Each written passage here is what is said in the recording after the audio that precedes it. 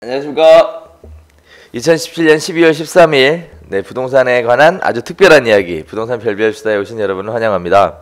자, 오늘 여러분들과 나눌 이야기는 주거복지 로드맵과 관련해서 임대사업자 혜택이 오늘 발표가 됐는데요. 그거에 관련된 이야기를 한번 나눠볼까 합니다. 임대차 시장 투명성, 안정성 강화를 기준으로 집주인과 세입자가 상생하는 임대주택 등록 활성화 방안이 오늘 발표가 됐는데요. 많이 기다렸던 내용이죠. 임대주택 등록을 하면 어떤 혜택을 주겠다. 과연 어떤 혜택을 줄 것인가?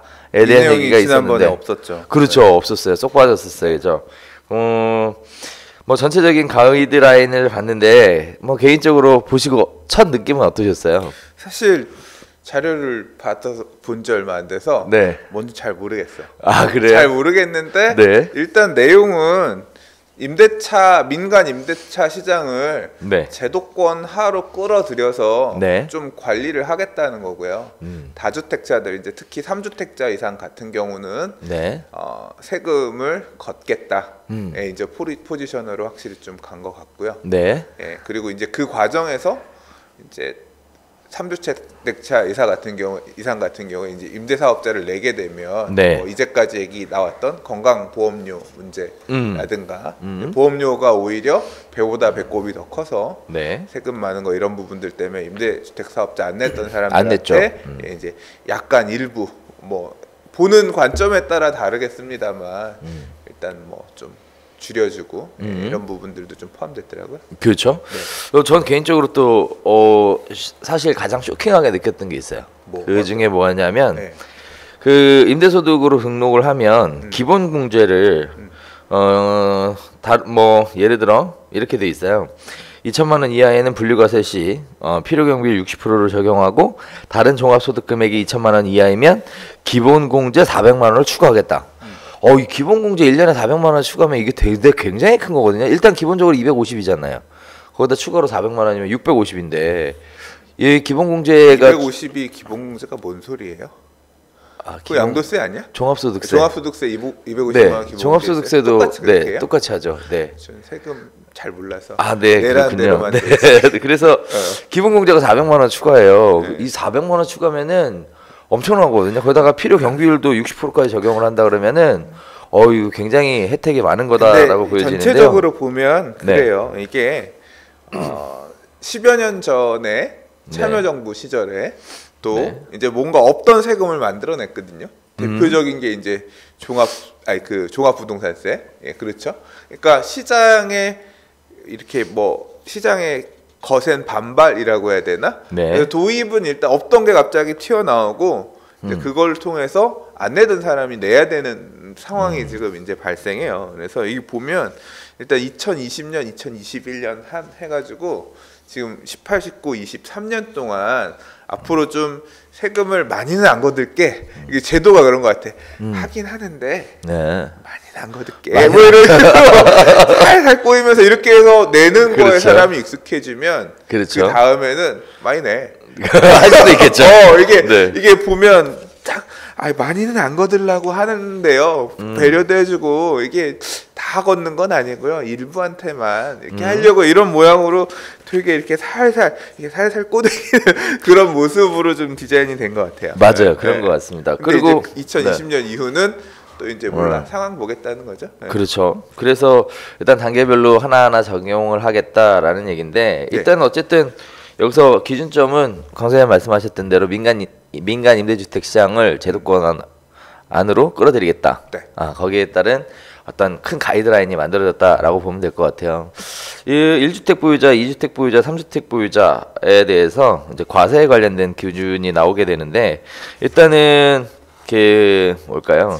전세 같은 경우에는 1주택, 2주택 보유자는 비과세 대상으로 갔는데 3주택 이상 보유자는 일단 60제곱미터 이하 3억 원 이하일 경우에만 전세가 비과세고요.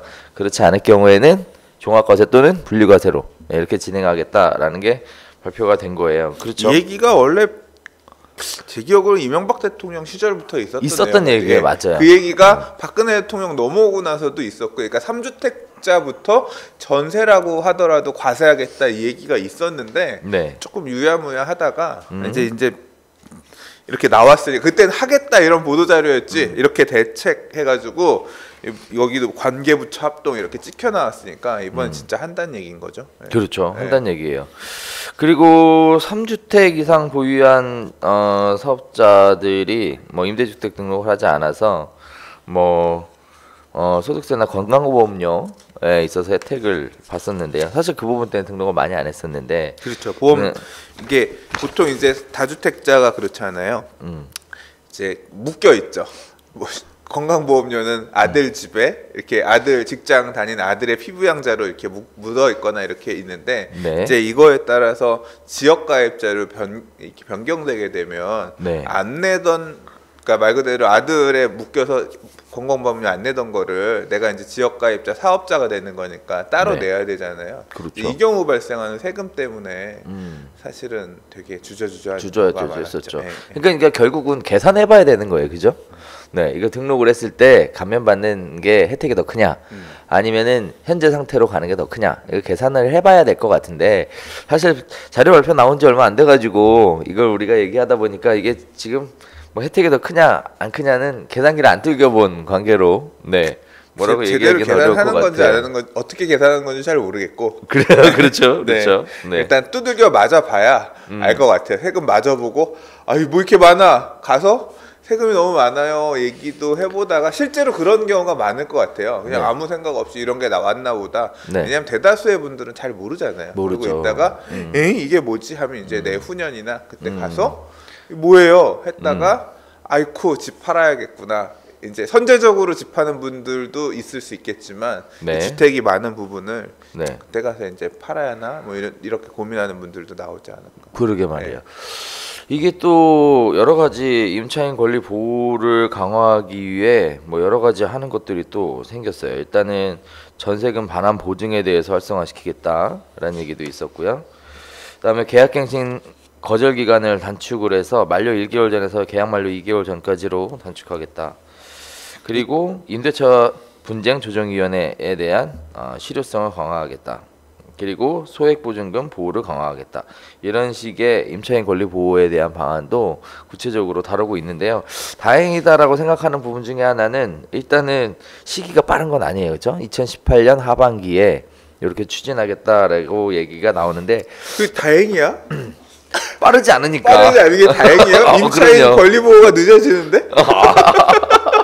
빨리빨리 해줘야 되는 거 아니야? 이게 왜 누구의 편이냐 이거지.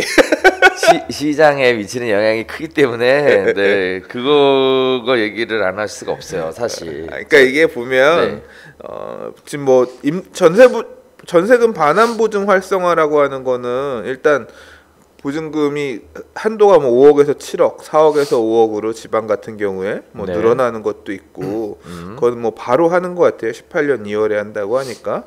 근데 이제 법을 고쳐야 되는 내용들이 있잖아요. 그렇죠. 주택임대차보호법 개정하는 그렇죠. 내용이 있는데 이제 그 내용들이 에서 이제 임차인에게 유리하게 바뀌는 내용들이 있는데 내년 하반기니까 그렇죠. 실제로 한참 뒤에 한참 뒤죠. 내년 이맘때인데 조금 뒤에 얘기인 것 같고 그리고 이제 임대 가격도 많이 올라서 그래서 이제 소액 임차 보증금, 소액 보증금도 뭐 상향하는 것도 시대의 분위기에 맞춰서 받쳐줘야 되는 부분인 것 같고. 그렇죠.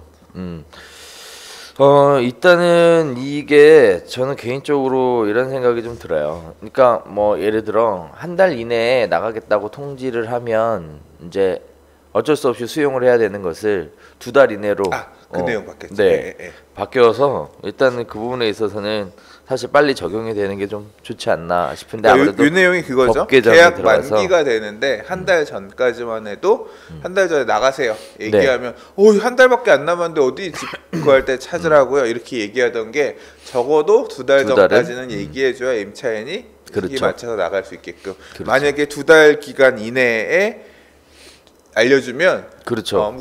싫어요. 연장됐는데요. 그렇죠. 나 있을래요. 이렇게 주장할 수 있게끔 그렇죠. 됐다. 뭐 그 얘기죠. 이 사실 그런 부분들에 있어서 필요한 부분들이 이제 적용이 되는 것 같아요. 사실 그 임대차 보호법 처음 만들면서 세입자 권리 보호를 위해서 이제 한 달로 묶어놨었잖아요. 그것도 사실 얘기들이 많았었는데 이제는 그 임대차 보호법이 안정화가 됐고 오랜 기간 시행이 되면서 이제 2달로 늘어지게 되는 거죠. 현실적인 부분이 상당히 많이 반영됐다라고 보아도 무방할 것 같습니다. 자, 그리고 또 사실 그 지난번 주거복지 로드맵에서 빠졌던 부분이 계약갱신 청구권에 관련된 부분이 빠졌었어요. 전월세 상한제. 전월세 상한제. 사실 전월세 상한제 같은 경우에는 뭐 월세 계약 같은 경우에는 이제 뭐 임대료를 상한하는 게 제한이 있었었죠. 근데 이제 문제는 계약갱신 청구권이라는 게 그동안은 사실상 상가의 경우에만 5년에 한해서 계약갱신을 할 수 있다라는 청구권이 있었고 주거시장, 주택시장에 있어서는 계약갱신 청구권이 없었거든요. 근데 이제 이거를 하겠다라는 얘기가 있어서 사실 저 같은 경우에는 걱정을 좀 많이 했어요. 뭘 걱정을 했냐면 이제 거래시장이 얼어붙잖아요. 그렇게 되면. 네. 그래서 걱정을 많이 했는데 이게 한편으로는 좋은 부분, 한편으로는 안 좋은 부분이라고 느껴지는 건 뭐냐면 당장 시행하지는 않더라고요. 그러니까 이게 네. 소위 말해서 계약갱신 청구권이 언론에서 쉽게 얘기할 때 사람들이 약자로 2+2 네네. 2년 그렇죠. 거주하고 옵션으로 나 한 번 더 살래 라고 세입자가 요구를 하면 임대인이 거절하지 못하는, 그래서 2년까지 추가로 더 살 수 있는 4년을 살 수 있게끔 해주는 그렇죠. 이제 강행 규정. 예, 그래서 네. 이제 그 내용이 하나였고, 전월세 상한제는 이제 계약 기간 중에 네. 또는 이제 계약 그 중간에 임대료를 올릴 수 있는 가격을 이렇게 제한하는 부분에 대한 얘기, 이걸 어느 정도까지 도입을 할 거냐에 대한 게 얼마나 포함될 거냐가 네. 되게 관심사였는데 네. 뭐 언론에서 지난달 뭐 이번 달 계속 얘기가 나오면서 이 내용은 이번에 포함될 것 같지는 않다 라는 얘기들이 많이 포함됐었고, 김동연 부총리가 어디에서 매경 어디였나 여기서 무슨 간담회 같은 거 하는 데에서도 이번에는 안 할 것에 대한 얘기를 했던 걸로 저는 기억해요. 그래서 그랬어요? 이번에는 안 나오긴 하겠구나 생각을 했는데, 이유는 지금 사실 임대 가격 자체가 지금 매매가가 되게 불안한 상황이지, 그렇죠. 임대 가격이 불안한 내용이 공공연하게 지금 이제 언론에 얘기가 되는 상황은 아니거든요. 오히려 역전세에 대한 얘기들이 많이 있는 상황이라, 그렇죠. 예, 지금 뭐 임대차 부분까지도 타이트하게 조우는 얘기를 대책에 포함하지는 않은 것 같아요. 맞아, 좋은 말씀이세요. 아니 뭐 전세 가격이, 전세 보증금이 폭등을 해서 뭐 세입자들이 굉장히 불안에 떠는 이런 상황이 아니잖아요 지금 자체는. 근데 그런 부분들에 대해서 얘기가 나왔었다라는 거는 한편으로 고무적인 부분이었던 것도 사실인데요. 그렇다 보니까 이제 시행이 미뤄졌나 봐요. 계약갱신 청구권 전월세 상한제 같은 경우는 2020년 이후에 도입하겠다라고 얘기했어요.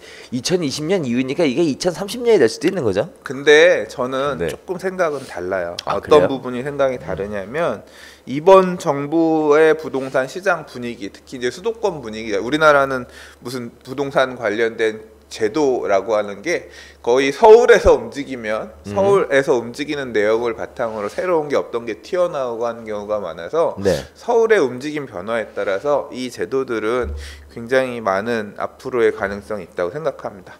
이제 우리가 내년도 부동산 시장, 2018년도 부동산 시장이 어떻게 갈지 사실 잘 모르죠. 잘 모르는데 지금도 보면 강남 쪽의 부동산 시장들 가격들 호가가 올라가고 시장이 불안한 이런 부분들, 이게 뭐 꼭 강남만 그런 게 아니라 인기 지역들 같은 경우는 매매가들 호가들이 되게 높아지고 일부 많은 양은 아니지만 고가 갱신을 하면서 매매 계약이 되고 있단 말이에요. 그렇죠. 예. 그러면 이 내용이 지금 피부에 확 와닿지는 않는데요. 이제 매매가가 한번 쭉 올라가고 호가가 올라가면 부동산이라고 하는 게 이렇게 하방 경직성, 가격의 하방 경직성이 좀 탄탄한 편이라서 이게 유지가 좀 되는 경우들이 많아요. 그러니까 가격이 바로 폭락하지는 않고 그 거래 단절되고, 그러니까 고가의 거래가 안 되는 게 좀 유지가 되면서 가격을 낮춰내려도 거래가 안 되는 시간이 어느 정도 숙성 기간을 거친 다음에 그 다음에 꼬꾸라지거나 그렇죠. 가격이 빠지는 걸 급매물 보이거든요. 위주로. 이제 그 기간 동안 근데 부동산이라고 하는 거는 수요가 있단 말이에요. 그렇죠. 지난주 이번 주 굉장히 부동산 시장에서 핫 이슈 중에 하나가 뭐냐면 네. 이제 강남권의 아파트들 중에서 뭐 압구정이라고 하는 재건축 이슈가 큰 단지가 있지만 네. 기축 지어진 단지들 중에서는 서초구의 네. 반포의 기존 아파트. 그래서 뭐 대표 아파트라고 할 수 있는 아크로 리버파크가 가격이 얼마냐, 네. 반포 레미안 퍼스티지가 얼마냐, 그렇죠. 반포자이가 얼마냐.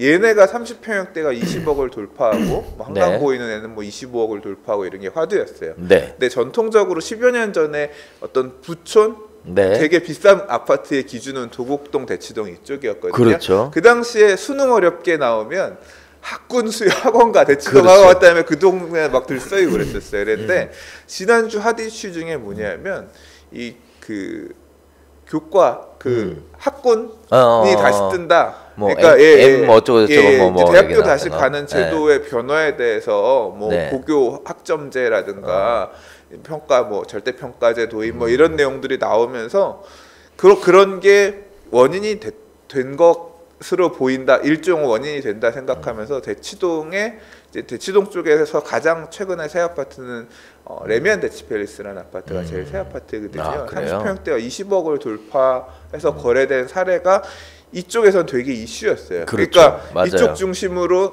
서초구 쪽에 반포 쪽에 중심으로 가격 가다가 이제 그런 얘기가 나오면서 강남 쪽에 어떤 학원가를 끼고 있는 주거 지역 가격들이 딱 올라가 이렇게 거래가 되면서 이제 이런 부분들이 드러났단 말이에요. 네. 근데 이제 이렇게 그게 그러면서 매매가만 오른 게 아니라 전세가도 오름세가 나타난 그래프들이 뭐 보니까 대략 한 1억 5천에서 2억 정도까지 전세가 올 여름보다 올랐더라고요. 아, 그래요. 그래서 매매가 이제 이런 식으로 어느 정도 오른 상태에서 정체가 되고 그다음에 그러니까 제가 말씀드리고자 한 건 뭐냐면 임대 수요는 거래가 안 되더라도 매매 가격은 좀 전에 정체가 좀 되더라도요. 거주는 해야 되고 이런 그렇죠. 교육 니즈라든가 다른 니즈라든가 이거에 따라서 임대 거래들은 돼야 되잖아요. 네, 그 그렇죠. 과정에서 매매가가 한번 올라가고 나면 매매가 정체되면 전세가 시간을 두면서 이렇게 조금씩 상승하는 모양새를 보여왔거든요. 네. 그러니까 시간을 두고 매매가가 안 오르면 시간을 두고 전세가가 상승하는 걸 보였는데 네. 내년이 만약에 우리가 생각하는 것처럼 매매가가 정체되어 있는 시점이라고 하면 내년, 내후년, 2년의 기간 동안 임대 가격이 상승할 수 있는 가능성이 있어요. 그리고 그 폭이 예상보다 훨씬 높다라고 하면 그럼 역전세는 아닌 거네요?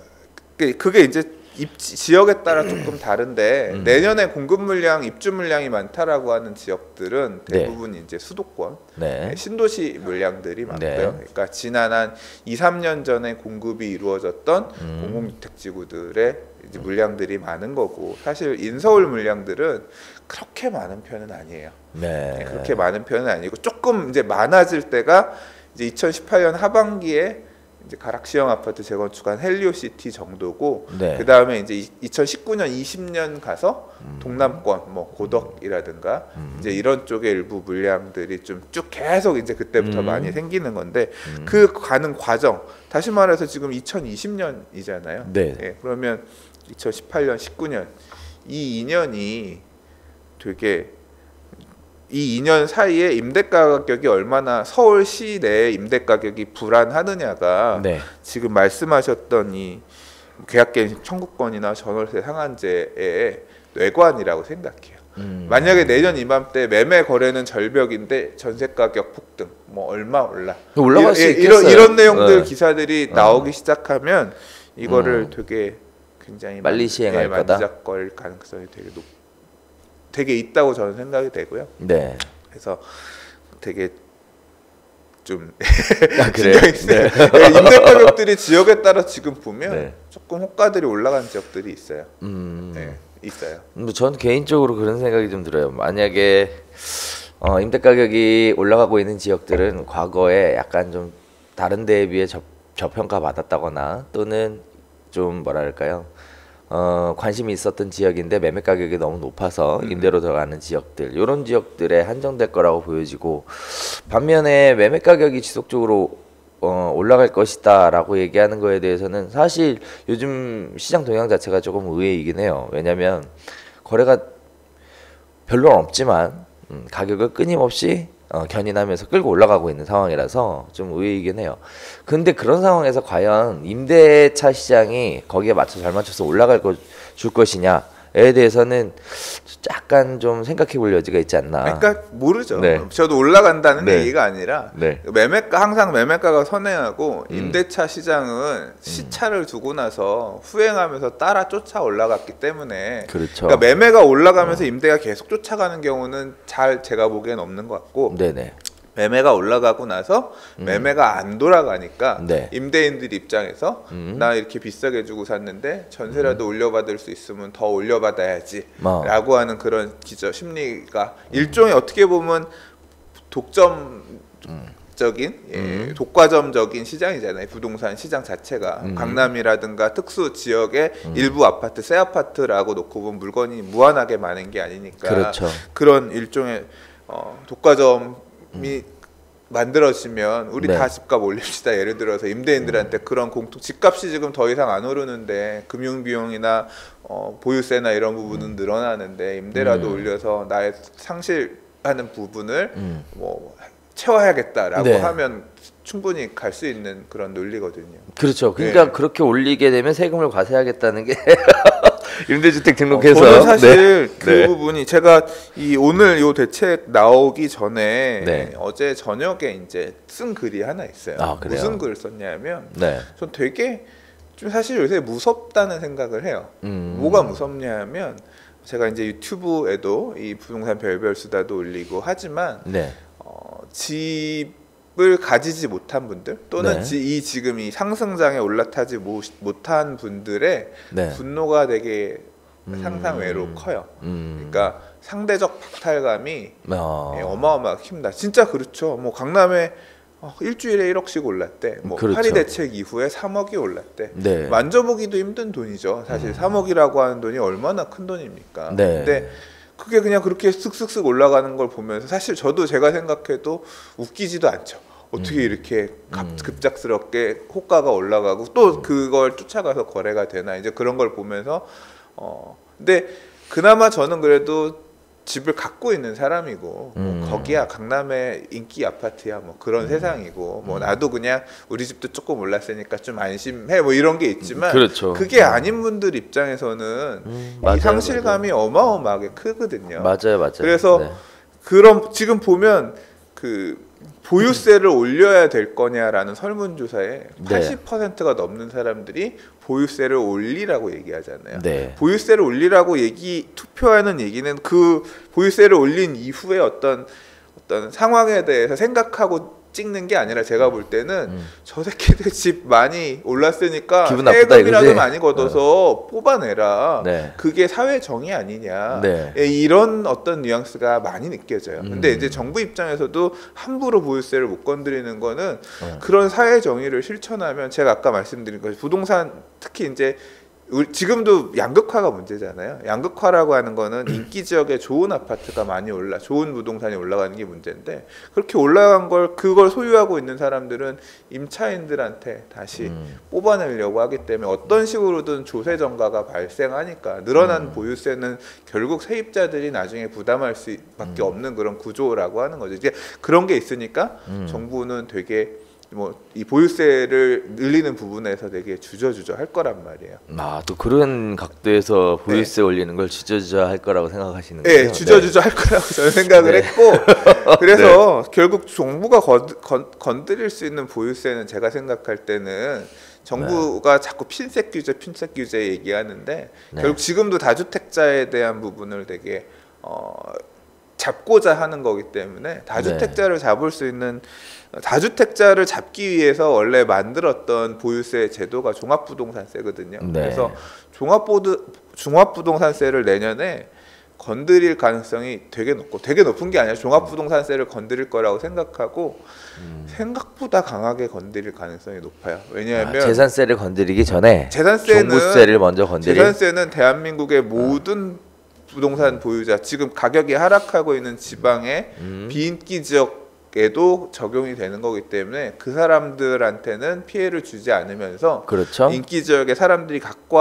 싶어하는 지역에 많이 가진 사람들을 힘들게 하고자 하는 그렇죠. 뜻이기 때문에 네. 그걸 위해서 종합부동산세를 건드릴 거라고 생각하고요. 그거에 따라서 좀 되게 힘들어지는 사람, 그러니까 그 되게 무서워요. 종합부동산세가 과거에 지금은 이제 인별과세지만 처음 도입할 때는 세대별 거였거든요. 그래서 그 세금 세율도 높았고요. 진짜 많았어요. 많았어요. 예, 이게 자산만 많이 가지고 있는 사람들은 진짜 이게 그 세금을 내기가 힘들었죠. 만만치 않거든요. 예, 그래서 그런 부분이 내년에 만들어지지 큰 변수일 않을까. 것 같아요. 그러게요. 예, 저도 재산세 생각만 하고 종부세 생각을 못했는데, 네, 그러네요. 거의 종부세를 되게 세게 건드릴 것 같고요.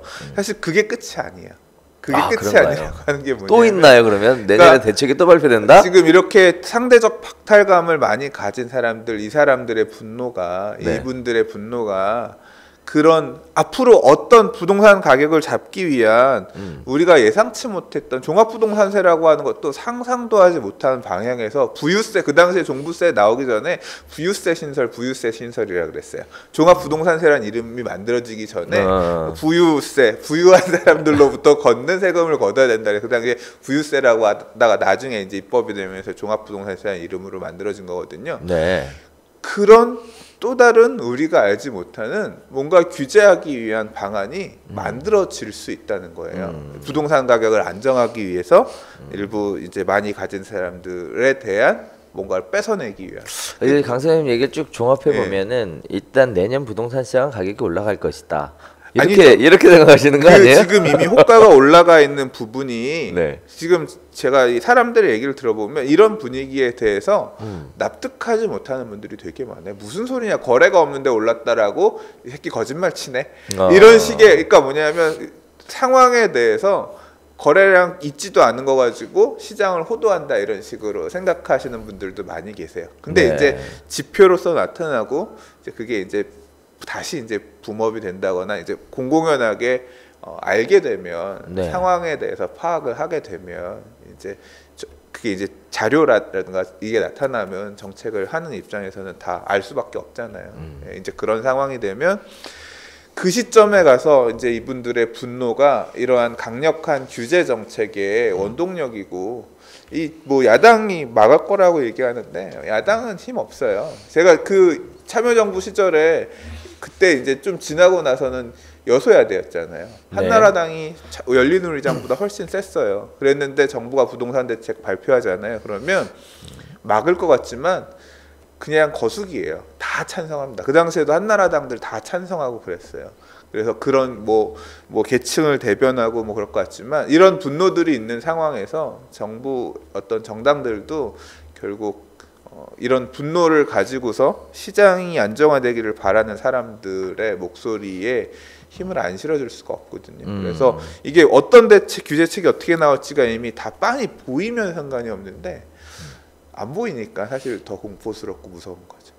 그래요. 네. 내 목을 조르는 상황이 생기지 않아. 그렇죠. 네. 뭐 그럴 수도 있어요. 근데 일단 오늘 주제에 맞춰서는 향후 추진 계획이 발표가 됐습니다. 네, 그래서 일단 보이는 시장부터 간단하게 정리만 하겠습니다.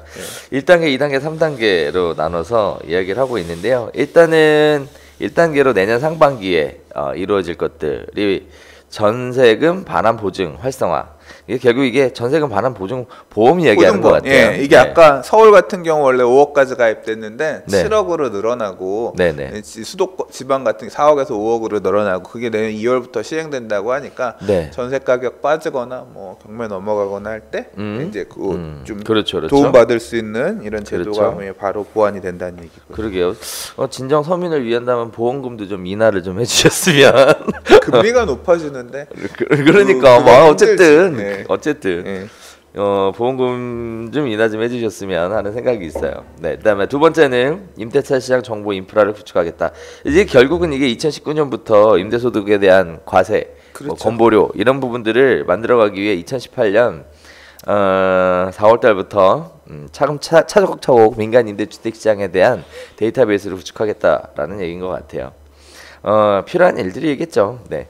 자, 그다음에 세 번째, 양도세, 중과세 배제 및 종부세 합산 배제 등록 기준을 조정해서 5년에서 8년 임대로 바꾸겠다. 요건 뭔 얘기일까요? 잘 모르겠어요. 봐야 될 것 같아. 그죠? 내용을 좀 봐야 될 것 같아요. 그러니까 임대사업자 관련해서 임대사업자 제도들을 조금 더 보완해서 많은 사람들 포함할 수 있게끔 한다 그랬거든요. 그리고 네. 이제 요거는 그거네요. 강화하는 거네요.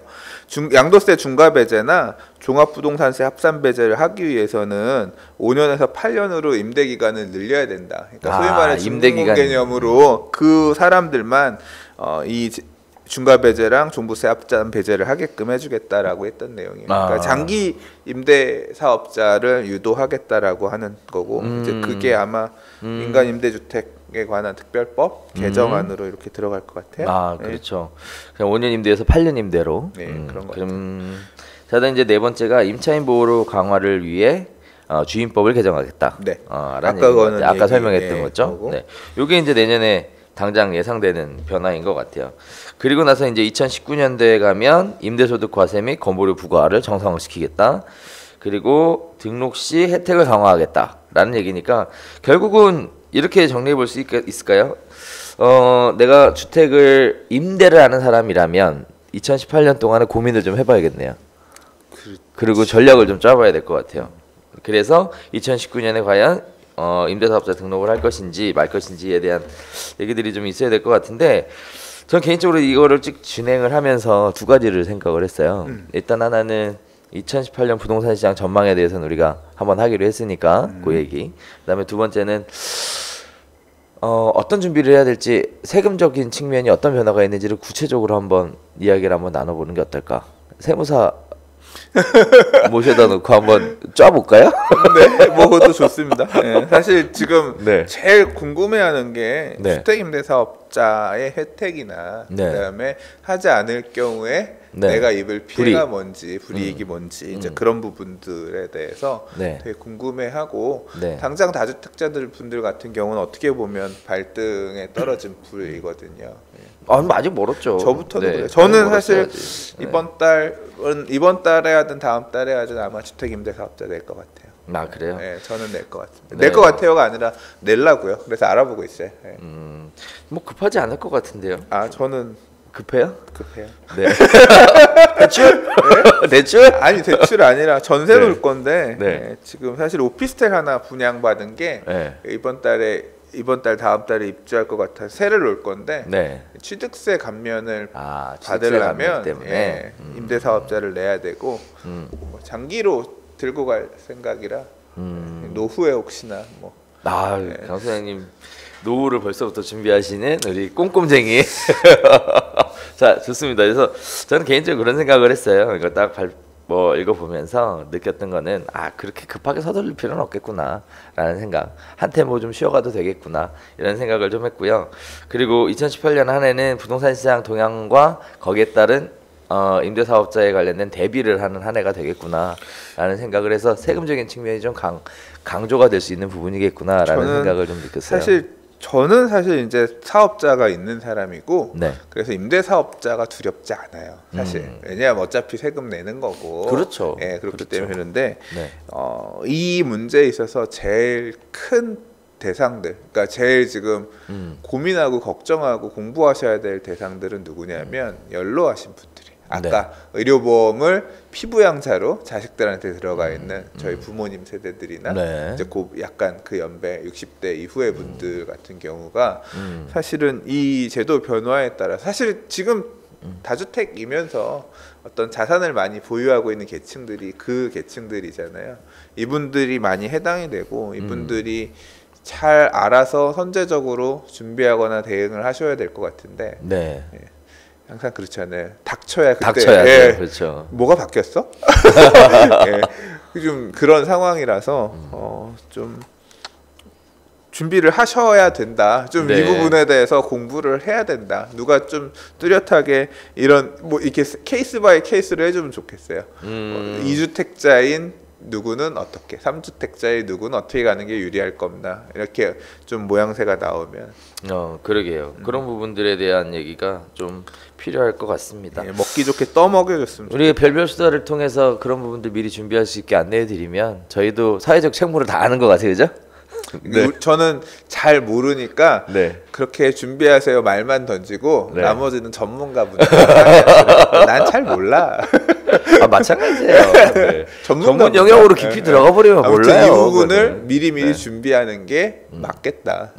큰 틀에서 이 국민들의 분노를 힘삼아 이렇게 잠재우기 위해 큰 변화들이 예상되니 네. 그래야 네. 될 것 같다. 네. 자, 아무쪼록 오늘 주거복지 로드맵 두 번째였죠. 임대주택 등록 활성화 방안에 관련돼서 우리 그 부동산의 스터디 강령훈 소장님이랑 같이 이야기를 한번 나눠봤습니다. 뭐 여러 가지가 이야기들이 뭐 나왔습니다만 뭐 이제 준비를 이제 슬슬 시작해야 될 것 같아요. 어쨌든 큰 가이드라인 잡혔으니까 각자의 상황과 처지에 맞춰서 현명한 준비들 하시기를 바라겠고요. 마지막으로 한 말씀 부탁드릴까요? 좋아요와 구독하기는 사랑입니다. 감사합니다. 수고하셨습니다. 네.